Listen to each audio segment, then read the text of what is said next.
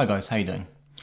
I put out a film yesterday about the Ronin-S update. It's 1.8.0.70 and it adds Sony focus control, specifically for the Sony a7 III, the Sony a7R III. And I was really excited about this update, and like if you watch my film you'll see that it doesn't work perfectly with the 85mm. I've tried a few zoom lenses, it's also not perfect. It's quite jittery. With wider lenses like the 35mm for example, it's a little bit better. You don't notice the kind of the stop focus. But I got quite a few questions about how to set up the Sony for focus control. So I'm going to do a really quick film today to show you how to do that. It's really simple. All the cables you need should be in the box. And setting up the Sony, very easy. So I'm just going to quickly just show you the back of the screen, show you what you meant to press, how you meant to press it, what you meant to turn on first, and it'll be that easy.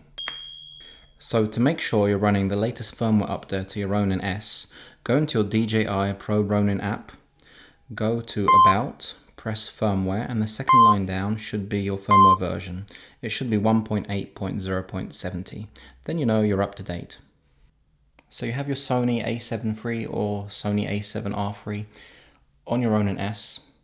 Now don't turn your Ronin-S on just yet, and don't connect the MCC-C cable. What you're going to want to do now is turn on your Sony, make sure that you have your focus mode on manual focus. You're going to need that for the fuller focus to work. After you've done that, make sure you go into your menu and find control of smartphone. I have that in my quick menu, and make sure that is off. Once you've done that, go back up into your settings, setup 1, and I think it will be on page 4.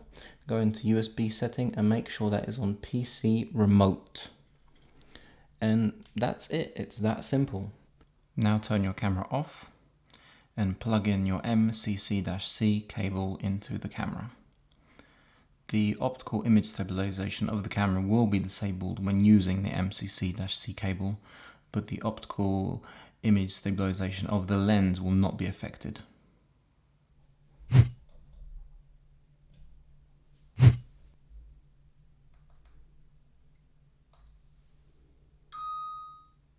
Now once you've turned on your Ronin-S, turn your Sony back on and it will attempt to connect with your Ronin-S.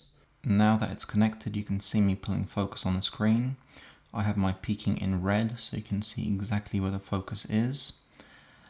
It's not so noticeable on this 35mm lens. It's not as jittery. I'm trying to do it as smoothly as possible. It's a lot worse on the longer lenses, the step kind of focus, the steps that you can see it jittering through. Let me try and put on a longer lens and show you exactly what it looks like. So I've attached the 85mm 1.8 right now, and I have focus peaking on, as you can see, just to make life easier. Now because the wheel is so small on the Ronin-S, when you focus you have to stop a little bit earlier because there's a little bit of roll off on the focus, so it will go just that little bit further than you want it to. If you're focus pulling from 1 meter to infinity like I am here, on a long lens like this you can definitely see the jitteriness, and I'm doing it as smoothly as possible.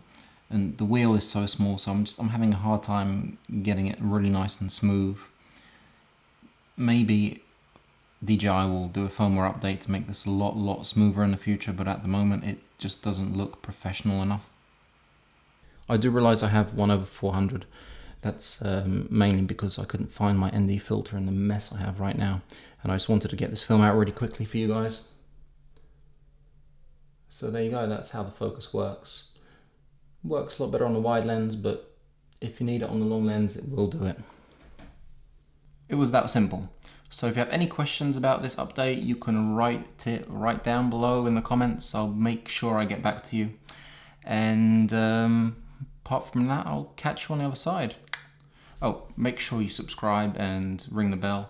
That's really going to help me. It'll be much appreciated. Much appreciated.